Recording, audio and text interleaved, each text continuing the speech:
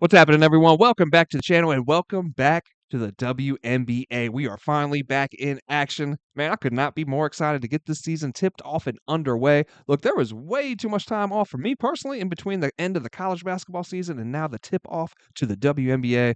So we may have to find a way to fill that gap next year. But hey, we are finally here.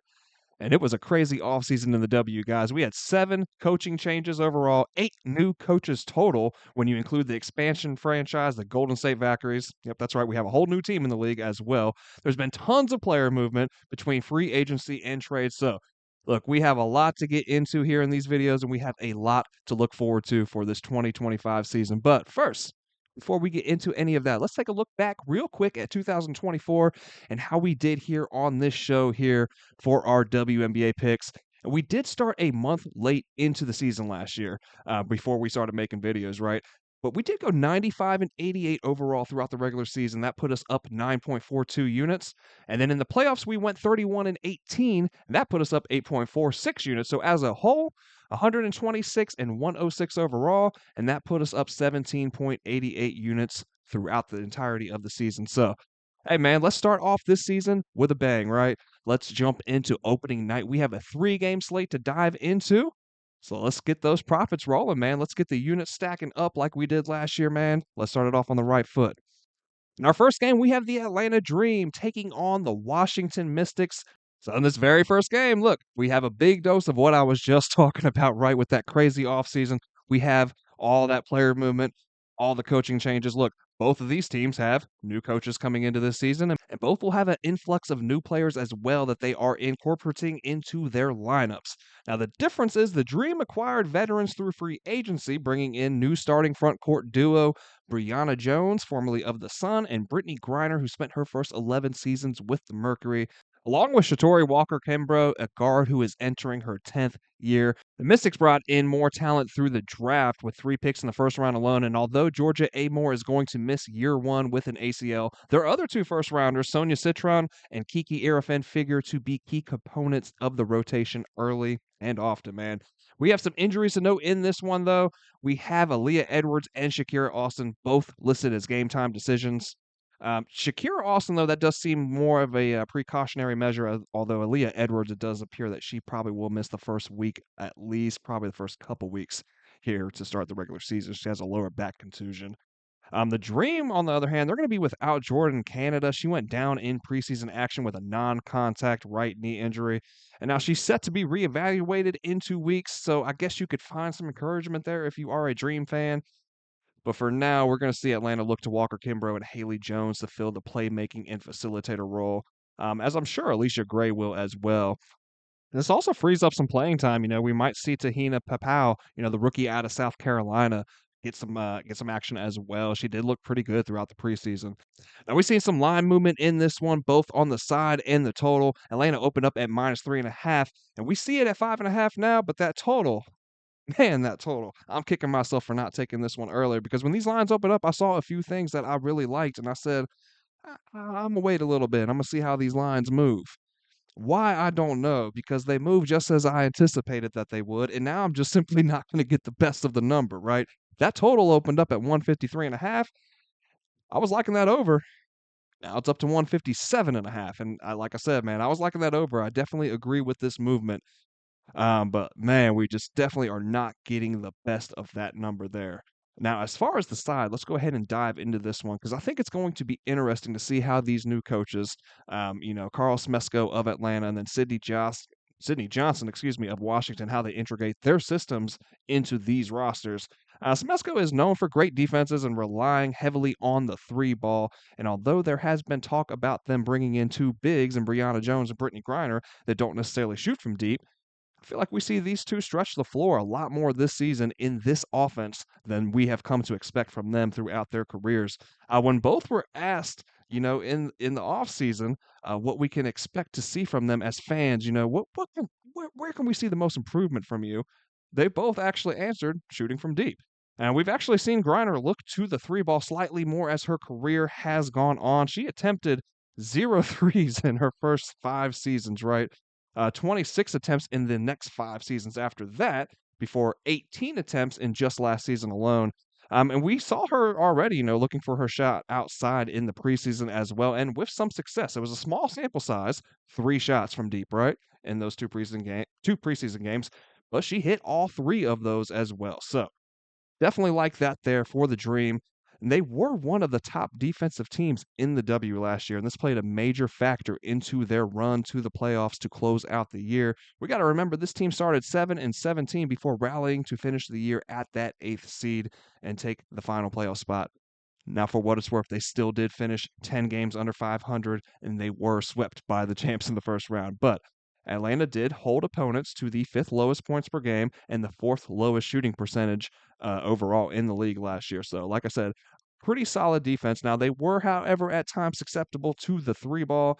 They gave up the 4th most from deep and then the 5th highest shooting percentage as well from beyond the arc. But look, I just don't see much regression from them defensively, especially after beefing up the interior with Brittany Griner and Brianna Jones. And with those additions, the Dream have added 2 players that averaged just under 18 and just under 14 points per game last year, respectively. That should do nothing but help an offense that ranked dead last in points per game and field goal percentage, second to last in 3-point shooting percentage. So, my biggest concern for Atlanta is the loss of Jordan Canada. For them currently right now as where they stand. I think that they made a lot of good moves in the offseason. I like the direction of this team, and I think, like I said, I think Carl Smesko is going to be able to input this offense of his into this offense and integrate it well with the players that they have. But the loss of Canada, I think it played a big part in their struggles last year, and depending on how the severity of this injury is and how long she's out, I could see some issues for Atlanta's consistency on the offensive end again this year. Now, like I said, Tahina Papau showed some flashes in the preseason. Haley Jones was solid filling in for Canada last year. The addition of veteran Walker Kimbrough out of Washington. As I mentioned before, that's going to help as well. But Canada's playmaking for herself and for others is hard to just completely replace. Now, looking over to the Mystics, we saw them underachieve in a major way last year, right? They entered the year with much higher expectations than they produced. Not saying that they were a championship contending team, but most expected them to make the playoffs at least. And that just did not happen. But it's still a team that I feel had, and they still have a great deal of talent, a lot of young talent as well. They are the youngest team in the league, actually, at an average of just 25 years old. But the injury bug bit them, and it bit them hard last year, man. We saw Sykes and Austin miss significant time last season. And while Austin is listed on the injury report this year to start the season, like I said, it does sound like it's more of a precautionary measure more than anything. Coach Johnson is looking to build up and improve this young yet deep roster, pushing to implement a fast paced 8 seconds or less offense. They have the pieces in place to make it work, and they showed signs of this in their preseason matchup with the Fever, a team that made a ton of changes as well in the offseason for the better. That is a stacked roster, but we'll talk about that in tomorrow's video, right? But look, they played the Fever pretty well in the preseason. They shot 52% from the field in the first quarter, and then they built up a 15-point lead. Now, where we will want to see them continue to work most is their efficiency with the ball on the offensive side, as turnovers is what did them in against Indy in that game. They had 22 to be exact. And that led to them giving up that double digit advantage. But despite the small, like 13-minute sample size, it was still encouraging to see, right? A big change of pace from last year's Washington Mystics. Literally, right, and figuratively, a big change of pace. They were running and gunning and getting up and down that court, finding buckets, man. The Mystics planned on using Amore in that point guard rotation, so they're going to have to look to Jade Melbourne and the newly acquired Shook Sutton to hold down that spot. Coach Johnson was hoping to have, Slim Sykes move back to playing off the ball mostly. And I think they'll look to do this as much as possible still, but with that injury to Amore, if they don't pick up anybody off of waivers, I do think that we can expect to see her handle, some of the point guard duties as well. And with this young of a team, I don't think that that's necessarily a bad thing. The fact that the 2 vets and leaders on this team are Sykes and Stephanie Dawson, that's 2 players that can score from deep and facilitate the ball. So I think this bodes well for Washington. I am curious to see how this starting lineup shakes out, here in the opener, because like I said, this team is super young. Yeah, but they are also pretty deep with a lot of options rotation wise, especially in the front court. Austin, Edwards, Irfan, they should all be able to stretch the floor. And we know that Stephanie Dawson and Emily Enksler, they can shoot from beyond the arc. So I think we'll see Coach Johnson, shuffle things around for the first couple weeks before solidifying that starting lineup because, like I said, there's a lot of options. So got to see what works best, man. And there's going to be a lot of that, I feel like, throughout these first couple weeks with so much movement um, with each roster really up and down the league. I'm down seeing that Edwards is going to most likely miss some time to begin the year, though. If you caught our futures video a couple weeks ago, I'm pretty high on her taking a big jump here in her sophomore year. And I put a wager in for her to be the most improved player this season. After that unrivaled experience, man, watching her in the one-on-one and the improvements that I've seen in her game, I see her taking a big step, especially in this kind of an offense, right? But after the preseason, I'm also pretty high on Kiki, man. I think she's tough as all hell. And while most players need some time to adjust to the physicality of the league, I think she's already there, man. So where does that all lead me here as far as a side? When this line opened up at 3.5, I initially was leaning Atlanta's way, but it was a slight lean, man, because honestly, 3.5 felt a little high for me, even, as a road opener with a team integrating a new system, an entirely new front court. There's a lot of changes. There's a lot of kinks to work through. So I don't know, 3.5 on the road felt a little high to me, even still, right? With it jumping up to 5.5 and the public just all over Atlanta laying the points, man. I like Atlanta long term this season over the Mystics, right? I think that they have the veteran pieces to put it all together and at the least make another trip to the playoffs. But 5.5 points, man, I think 3 possessions on the road in the season opener is more than I want to lay with them personally. And I think Washington has enough on their side to frustrate opponents. So I'm leaning Washington plus the points, and we can get them at +6 even at FanDuel right now to pay just a little bit of juice. But that youth does concern me when it comes down to the end of the game on the Washington side. So it may be something that if we do play this game, if we play the side at all, this may be something that we look at Washington early, to keep things close early, either a first quarter or a first half play, taking a look at the points. And then for the total, I love the over here, man. Like I said, and I'm kicking myself right in the ass for not taking that at 153.5 when them lines open. I'd be very surprised if that don't cash. Now, I still do like it at 157.5, but I am a little more hesitant to pull the trigger, although I may get there. We'll have to see, man. So definitely check that pinned comment. We always put a link down in there to the pinned comment. It's going to send you over to the Guy Boston Sports website, and that's where all of my final plays for this slate will live. Now, as far as a player prop, I'm looking at Brittany Sykes of the Mystics. I'm looking at her rebounds and taking the under 4.5. We can get that at FanDuel -114. If we look at her last 10 games last season, we see her hit at a 70% rate. And then head to head against the Dream, she has failed to hit that mark as well in those 3 previous matchups. Now we see over here the Dream did rank just 7th, right, last year, but I do think the additions of Jones and Grinder, I've said that so many times throughout this matchup, but I do think the addition of those will definitely, or those 2 will definitely help in this aspect as well. So next up, we are looking at the Minnesota Lynx taking on the Dallas Wings. Now, this one opened up -7.5. We have seen that now drop to -5.5, and the over/under sitting at 163.5. We'll talk about that line movement here in a second. There's a reason for that. But this is going to be the most anticipated matchup of the evening, I feel like, with last year's runners-up taking on the new look and one of the fan favorites now, the Dallas Wing squad, that not only signed veterans Dejounte Carrington, Tasha Harris, and Maisha Hines Allen, and Alyssa Smith, but they also drafted that rookie phenom Paige Buckets out of UConn, and that is what's bringing all those fans in, right? Now, the Lynx come into this one with 2 starters on the injury report, and this is why that line is now moving in favor of Dallas from that 7.5 points that it was sitting at, right? Kayla McBride missed the preseason, and she remains out for this one with personal reasons, and Alana Smith is listed as doubtful with a quadricep injury as well. The Wings come into this one with just Tasha Harris listed as probable with a left knee. So Dallas has a new GM. They have a new coach and only 3 returning players from last year. So this is another team that we're probably going to have to kind of feel out for these first couple weeks.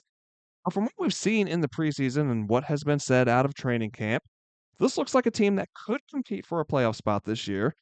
They could. And the biggest reason, in my opinion, is how all of these additions affect Arike Gubawale, right? She had just a breakout year last year. Crazy, crazy, crazy good scorer, right? She kind of reminds me of like an AI in the W, right? She's really quick and she's looking for her shot at all times, man. Sometimes to her detriment. Sometimes to her detriment. But I think with the additions this year, with the help that she has on this team, now we're going to see a much, much more improved Enrique. She's already came out and said how she's had to adjust to having so much more space and finding herself open so much more. Um, Defense is just they can't solely focus on her anymore. Now there's all these other players on the court that they have to pay attention to, and that's just opening things up for Enrique. That's the last thing that anybody in the league wants, man. You do not want to let her get going. And I think we're going to see some ups and downs, right, from the wings, especially from Paige this year. I really think it's going to be similar to how Clark with the Fever last year, just simply adjusting to the pace and the physicality of the league. But end of the day, man, she's going to be just fine. And by the end of the year, she's going to look like what we saw out of her in UConn. She's going to look like one of the best players in the W after just year one. Like she is that talented. The hype is real. I'm not expecting anything less. They also have a pretty solid starting five, right? They're featuring 6'7" Tierra McCowan. They have Smith and Carrington in the front court, with what they're dubbing Parike in the back court now, Paige Beckers and Enrique Gubawale. They got Maddie Seagrass and Hines Allen coming off the bench. So the Wings have a solid foundation to build on this season. But Dallas has to improve their interior defense. That's where they really just struggled last year. They gave up a league worst 67% shooting from the restricted area, second worst 41% from just outside the restricted area in the paint. Honestly, man, they just need to improve defensively as a whole, as they weren't much better elsewhere, right? They were giving up just under 40% shooting from mid-range. That's also a league high. And they also allowed the third most three-pointers made at the highest shooting percentage. So that defense has to improve. But with the additions to this roster, though, and you look at who they brought in, you got to figure that those numbers will improve, right? And then looking at the Lynx, man, man, oh man, did I enter the offseason and into training camp super high on Minnesota. They're fresh off a devastating loss in the finals, in which they lost the fifth and final game, the deciding game in overtime. Questionable calls played into this one, as it did for the series, both ways, both teams. But you could definitely understand why the Lynx left the 2024 season with a bad taste in their mouth, man. Their star, their leader, and my pick right now for the best player in the women's game, Nafisha Collier, she came out and said, in the presser after the loss, like, that's a loss that she's never, ever going to get over. She simply didn't feel like they lost the game, and the way that it ended was, in her words, super unjust. So, the Lynx are running back that same core with little turnover on their roster, and you would think each and every one of these women would come into training camp with a chip on their shoulder. And with how Fee played in Unrivaled, winning that one-on-one tourney and looking like the best player in the world throughout that season, and then having another disappointing end in the playoffs in Unrivaled's first season, man, you would expect her to expect nothing less from her supporting cast, you know, than to come in with that chip on their shoulder and be ready to avenge last year's loss. Well, that just simply has not been the case. And quite surprisingly, at that, Coach Cheryl Reeves even went as far to call the whole team out, on their energy and effort in practice. Not a game, practice, right? But seriously, man, like this is not a look you want from your contenders or from a contender, right? They should need zero motivation, absolutely no motivation to get back in that gym and get to work and get over the hump and win it all, right? So this isn't the same scenario like where a team wins it all and then they find themselves being lackadaisical to start the season because they are anticipating another deep playoff run and they're just simply bored by the regular season. No, this is a team that in their eyes played well enough to win it all and were unfairly stripped of that title because of some momentum changing calls at the end of the final and deciding fifth game. So I feel a little uneasy with my Lynx winning it all futures bet at the moment, but I do think that they'll turn the switch. I'm not sure what's going on with Kayla McBride and being out personal reasons. There's no info on that whatsoever. It just seems like they have some issues internally right now. So, if they can get those squared away and get back to playing ball, man, this is one of the most elite teams in basketball. They opened up as 7.5 point favorites, and we saw a little movement to that number. Even though the majority of the money was coming in on the Lynx side, we didn't see that line really move at all until those, McBride was on the injury report as well as Alana Smith. And money was pouring in on the Lynx. So, like, even before, those two were put on the injury report, the books liked Dallas with the points. You know what I mean? Money's flying in on the Lynx. That number's not going up whatsoever, right? So, despite the losses of Sabali, Hines Allen, and only retaining three players from last season, I like the moves that Dallas has made. and I like the direction that they were going. I don't think they contend for a title this year or anything like that, right? But I think that they'll be really fun to watch, and they should be competitive game to game as well. Until I see the Lynx turn on that switch, which, maybe they were waiting for the regular season opener to do just that, right? But until I see it, and with the issues or the uncertainty surrounding Caleb McBride and Alana Smith right now heading into this one, you got two of your five starters out. I couldn't lay the 7.5. And I'm not really sure that I want to lay the 5.5 with them either. So I would lean Dallas in this one with the points. And then as far as the total, we've seen this number drop, 2 points now from that 165.5 line that it opened, sitting at 163.5. And I agree with that line movement as well. Dallas should be light years better defensively than this year than they were at last year. And I'm not saying that's once again, I'm not saying that they're going to be elite on that end. Don't get me wrong, but they won't be dead last either like they were last year. I can see them being more of a middle of the pack defensive team. So we know that the Lynx, if they're focused on playing Minnesota basketball, that they're an elite defensive team, one of, if not the best in the league. So with that energy and effort in question, though, I'm not sure that I can get to the window with this one, but I would definitely be leaning towards the under if I was looking anyway with this total. And as far as a player prop in this one, I got two that I'm looking at, Enrique and Gubawale, points over 19.5. Now, it's actually at 20.5. This is an alternate, taking it at -140. You can see this insight from Outlier. She has exceeded that 20.5 point mark in 7 of the last 9 games that she played, um, to close out the season last year. Now, the Lynx are second in points defense, right? That's how they were looking last season at the end of the year. But like I said, man, there are a ton of question marks there.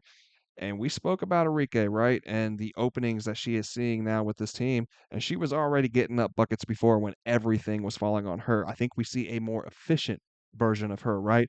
But I think getting to 20 points, right? I think that that is very reasonable here for Enrique, considering all the opening, all the spacing that she is now seeing on the offensive end. So I definitely like that. Just like I said, just kind of buying a point just because I feel pretty comfortable with her getting to 20 points. And that's not too much juice in my opinion, man. I have no problem paying that -140 for what feels like a pretty solid play. So the second play I'm looking at is going to be Nalissa Smith, also of the Wings, looking at her points, but looking at the under 9.5. And we can see in this insight from Outlier, she's failed to exceed 9.5 points in 7 of the last 8 games she's played versus top 5 defenses. Now, yeah, like I said, just said something about that, right? About the links and the question marks there. One thing that's not in question is that Fee will be playing, right? And Fee should be lined up with Nalissa Smith at that forward spot there. If we look at her head to head against the Lynx and against Nafisha Collier, we can see 2 points, 2 points. Now, Trey, she went for 11 in this one, right? Fee was out, right? Fee was out. So I think Melissa Smith struggles against Nafisha Collier. I think the proof is in the pudding here.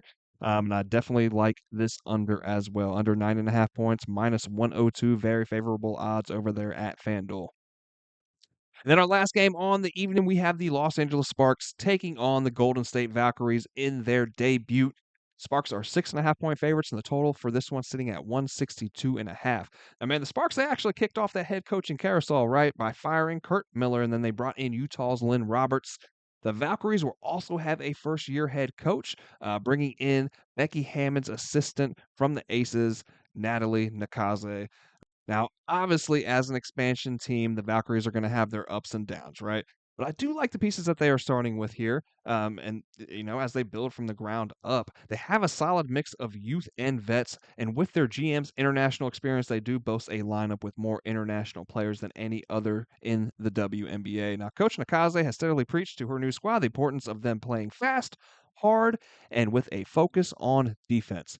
Now, no one on Golden State's roster comes in with a career scoring average in the double digits, right? They've all been kind of regulated to role player roles throughout their careers. How do you offset an offense trying to gel a collective of players that have never played together, right? That have never been more than just role players? Well, you do that with defense. But like I said, man, I like these pieces to start. Although they have been regulated to role players throughout their careers, the likes of last year's sixth player of the year, guard Tiffany Hayes, along with Tammy Fogg Bentley and Monique Billings in the front court. And then you got Kayla Thornton, who just won a chip last year with the Liberty. It's a solid core of vets to get you started, right? And then you throw in the rising talents like Veronica Burton and Kate Martin. Fan favorite Kate Martin, man. Everybody loves some Kate Martin, right? They have some pieces that they can build on as they look to find their identity and hopefully lure in a star next season when that new collective bargaining agreement kicks in and free agency just goes crazy, right? There's going to be players galore switching teams yet again. So, with that said, man, I think Golden State is set up for success in the long run, but obviously, I think we should still expect a ton of growing pains along the way. Only one expansion team in the history of the W has finished above 500 in their inaugural season. So, look, man, the fan base, though, they're already behind them early, right? There's 10,000 season tickets sold for the Valkyries. I mean, the energy was electric in the preseason, and they looked better than expected, right? Even pulling out a dub in their second outing over Phoenix. We look at the Sparks, we saw them trade away the number 2 pick this year that did result in who I believe is going to be a star in Dominique Malonga. But in return, they bring in Kelsey Plum, and while at first I wasn't quite sure if I liked this move, after some time to sit on this one, man, I think this is great for LA. I really do. Although veterans Derek Hamby and Azrae Stevens did lead the way last year, this team was young and scrappy, but they were inefficient. And that's the thing, right? The Sparks were the last in the league for points per 100 possessions, and they found the offense running stale often. Coach Roberts, though, is known for her high producing offenses and has used a stat driven approach to help fuel those results, right? You couple her with Plum, a guard who will bring in an undeniable leadership to this team and help push the pace, something that Roberts will want to do in her offensive scheme early and often. I think these things all set up the Sparks to make a playoff push this season. Plum played with Hamby in Vegas as well. They were close then, and they have a great rapport still. Their chemistry will be huge for this offense as well. Look, Hamby averaged 17 points per game last season. She led the Sparks in points per game. And with Plum on board, I expect an even more efficient display from Derica this season. Plum just simply has that ability to create for herself, and she creates for others around her as well, man. And the sentiment from this team is the same no matter who you ask, right? You talk to Plum, you talk to Coach Roberts, man, go talk to second year forward Rakia Jackson. They're all going to tell you the same thing. They don't care about any kind of individual success. They just simply want to win. And that's what you want, man. That's what Plum brings, right? She brings that winning attitude. So I like this, man. And this team has a ton of talent, ton of young talent everywhere. Like, just go pull up their depth chart on Roto real quick and take a look, man. They got a lot of talent everywhere. They just got to put it all together, right? They're deep. They're very deep, man. So I think the Sparks are going to look a lot better this year, and I think it begins here in game one. And I get the hype behind the Valkyries, man. Like I said, they did look decent in the preseason, like I said, but that was the preseason, right? So I'm slightly hesitant to lay 6.5 with the Sparks in a road opener just based off last season. You know what I mean? They finished last in the league with 8 wins. But I'm definitely leaning that way, and I would feel more comfy laying those points with a young, yes, but deep team led by a tenacious Kelsey Plum over the Valkyries that don't yet have a go-to player of her caliber. So I just think the Sparks are going to prove to be too much in this one. So ultimately, I am leaning LA's way with those 6.5 points. That total opened up at 160 and a half. It has now jumped to 162 and a half. And I see where the thinking is here with an over, right?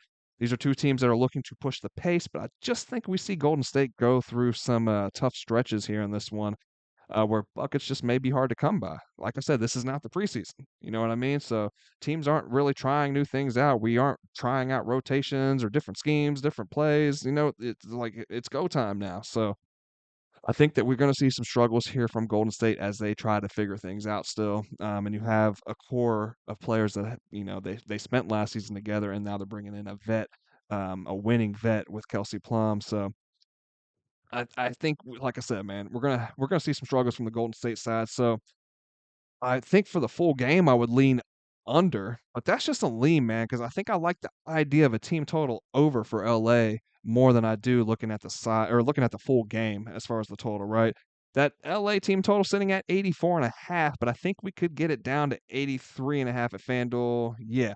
Uh, but with that comes a little bit more juice. But yeah, I like the Sparks to get out and push the pace in this one and get some buckets, right?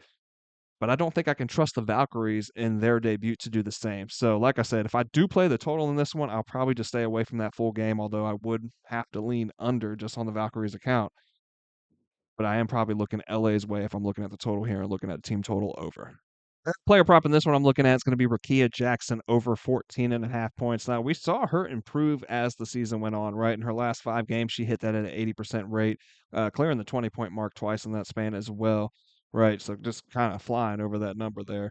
In the last 10 games of the regular season, she hit that at a 70% rate, and you can push it back further, right, to the last 20, still hitting at a 65% rate. Now, like I said, we saw her come along as the season went on, right? A lot more red there at the beginning of the year. Now she gets a little more acclimated to the league and, the pace, the physicality, like I've talked about with these rookies. Then we start seeing a lot more green creep in there. We see her eclipse that 20-point mark quite a bit, right?